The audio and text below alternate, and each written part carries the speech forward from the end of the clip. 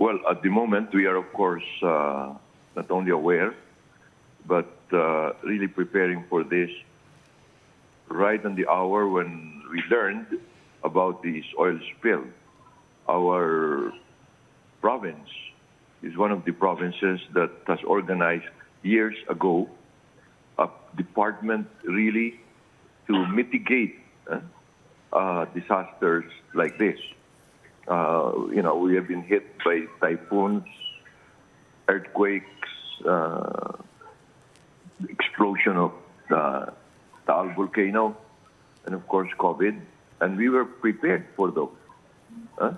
And right now, I could really say that our department is really prepared for it. But this is a national issue, which disaster like this has not been devolved to the local government. But nevertheless, Batangas, being the blessed location of the center, of the very center of the marine biodiversity of the whole world, the Verde Island Passage, it means that we have been studying, really, not only studying, but preparing for the Sir, when you say worst. you're preparing for this, what exactly have you already deployed?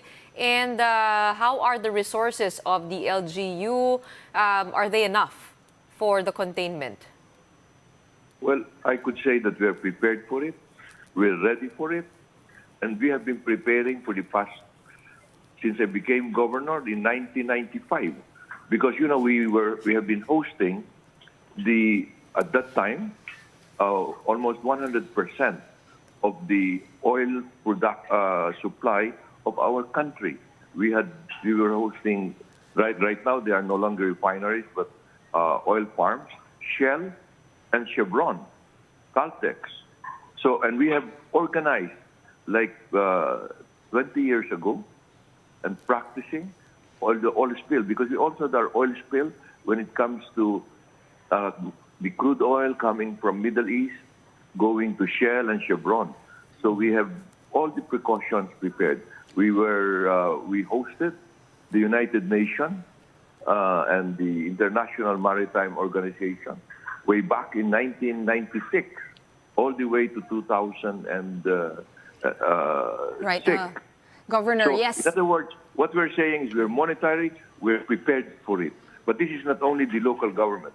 This is in coordination with the private sector. As I said, the oil refineries. So we were able to purchase like patrol boats, because it's a treasure that we have in the Philippines, and specifically in Batangas, Verde Island Passage. This is the center of the whole world, which means this is the most number of marine species that exist in the world. They're concentrated in this Verde Island Passage. Right, the Governor It's Dodo. for us to prepare for this. Yes, Governor. We understand that you're prepared because also we do know that Batangas has, of course, I think most of the oil refineries, all of the ports that are ready to accept oil.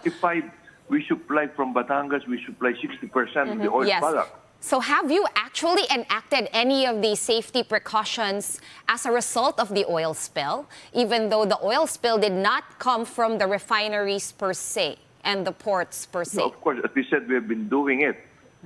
From the time the time I became governor, we were fortunate that we were able to organize. We have an association for the coastal prevention, composed of, let's say, the power plants, because all of them are being supplied by natural gas coming from Malampaya. We produce 3,200 megawatts, and if you just there in Batangas Bay, and we're increasing it. So what we're saying is we have prepared for all these calamities, and we have been prepared, and we have been exposed to them in not the magnitude that right now is there, but smaller magnitude probably. Shell had this incident, Caltex has similar incidents before, and they were contained. All right, so you're confident, Governor, that Batangas is protected, yeah? Well, we are prepared for it. Okay? But from the very beginning, we already knew that it would not it would not flow to Batangas. It would flow towards the west, towards southwest. But now, because of the amihan, but now our experts, and we believe them, okay, that the weakening, there will be a change in the wind, and that oil is on top, okay? All right, thank you so much for your... They wouldn't really affect the bottom where the marine lives mostly are. So what would be affected with the beaches? And it is true that we are really the second, Batangas is the second biggest number of tourists